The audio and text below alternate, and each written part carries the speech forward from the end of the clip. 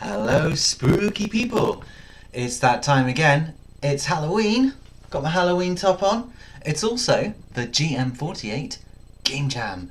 It's back after a 3-month hiatus, and it is now the 43rd GM48 Game Jam, and the theme is spellcasting. I think we're going to see a lot of Halloween style games, a lot of spooky, a lot of wizards, but I'm excited to see what we've got. So let's see what there is. Okay, so up first today we have got Willow, Wood and Pillow Suit. And with Willow, Wood and Pillow Suit, as you can see here, you are a magic wand and you take control of these different characters, which is super cute. Where'd my bridge go? Oh. So what you have to do is cast your spell. The spells, there's a little green monster dude. Hello. Have a wand. It's a little bit weird, the directional, the Wizardy Zap doesn't actually come out of a wand, but I think it was just a bit of miscalculation based on timing, but that's fine. It's really cute. It's a bit of a puzzler, which I'm no good at. I can't solve puzzles very well, but the idea is you have to progress. I couldn't get past this monster, I'm sure there's a way past, but you just shoot your wizardy wandy bit and you just control all these different things, and the music is adorable, it's so sweet, and it's just a really cute style, which I'm quite fond of. And now I'm a tree. Yeah, I'm going to need to figure out how to get past this. I feel like that bridge that just died might have been an important part. I'll come back to it, but I enjoyed it, it was super cute. Okay, so up next today we have got Spellwits, and in Spellwits what you have to do is learn quips as comebacks to battle the words out of these people and defeat them with your magic spells of insults, which is silly and fun. This is by Single Shot. It's got the single shot style about it, which is becoming quite distinct, I suppose, in the GM48 world. But the thing with this one is you have to go back and forth, learn the different comebacks, and then find out.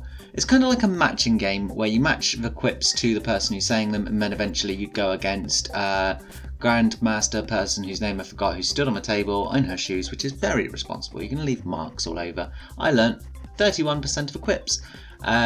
It's just basically match the quips with the person saying them. It's silly, it's funny, it's an interesting take on the theme, and of course you're a wizard because it's wizardy, witchy, Halloweeny themed, which is fun.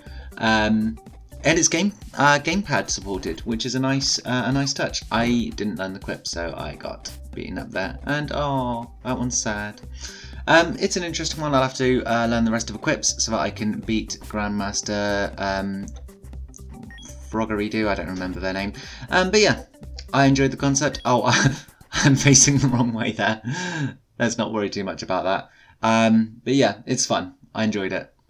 And up next today we have my game, because I'll always show mine as well. It's Disco Diviner. I was actually making this the entire time thinking it was called Disco Diviner, and I was so gutted when I found out it was actually called Diviner. Basically what you have to do in this one is move to the beat. Think Crypt of a Necrodancer, but with spells instead of swords and melee weapons.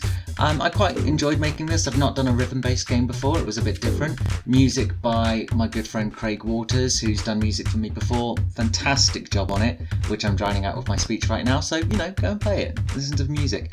I am a little bit gutted. I didn't have as much time as I have the same amount of time as every time I've competed in these jams, but I haven't done it in a while, so I was a little out of practice, and I literally submitted this with 6 seconds to spare.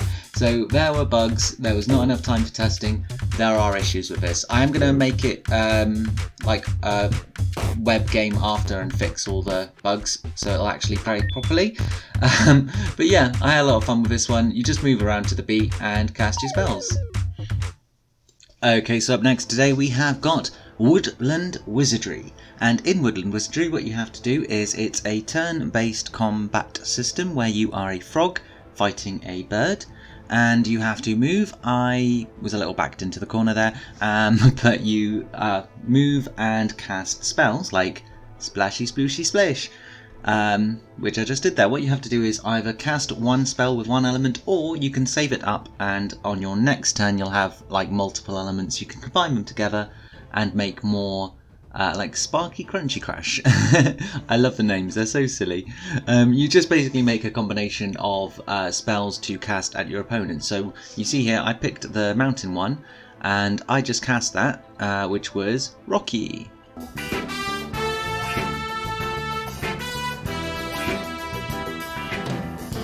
And that did 3 damage. But what I can do is save up. So Bird is going now and he is doing something. I think he's just saving things up. So I used my turn. I got the fire one, and then rather than cast it straight away, I decided to rest, and then I could combine it with a different spell the next time, which I think was the sparkly one, that one. There we go. And now I have those combined, and I can cast and Fiery Zappy, and that didn't kill him. But I did kill him in the end. What killed him? What killed that bird? I like the little smiley sun in the corner as well. It's quite cute. It's that sort of old paint style. It's you know, silly and fun in the arts in the art department, which is always a treat. I realised he hasn't got much health left, so I just used my Sparky spell, and that finished him off, and I won. It was quite a lot of fun. It's only the one opponent, but you know, time's a factor, and I enjoyed it. Okay, so up next today we have got Spellcast Duel. Duel being that is a exclusively 2-player game. Ballsy move in a GM48 to assume I have friends available at 11:30 at night who are going to play this game with me. I did genuinely think about if I should invite someone over to play with me in this. I think it would be a bit more fun to have a little duel, a little back and forth with someone. On the other hand, it's late and I want to get, you know, as many of these games played and experience as many of them as I can, so I'm going to just be both characters. I think it would be fun. It's a good idea, but like I say, very, very ballsy move making an exclusively 2-player. I would have liked to have seen some AI, but probably the time to program that in would have been a bit more consuming. What you have to do is you cast spells, you've got a heal, you've got you know, different types of spells that you cast, and you just hurl them at each other basically, until one of you dies. In this case, the purplier dude died. I will warn in advance, the sound effects are a lot louder than the actual game, so maybe some balancing there. But yay, I won! I defeated my greatest demon, which was myself. So yeah, good idea. But yeah, 2 players? Really? My god. That is brave. Very brave. Okay, so up next today we have got Quest for the Dark Arts.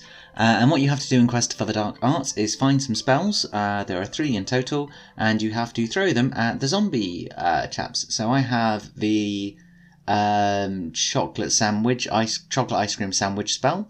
I don't know what it is, I just made that up. But what you have to do is you have to throw it and deter those zombies away with you. And then you collect another spell. This one is the burn book, the burn scroll. And what I did there is wipe those zombies out. I did think there's a little bit of an issue here. I'm just going to show you. You die very quickly, by the way, just like that, as you can see. But I did find there was a slight issue. I got the spell, but it's gone. I don't know where it went.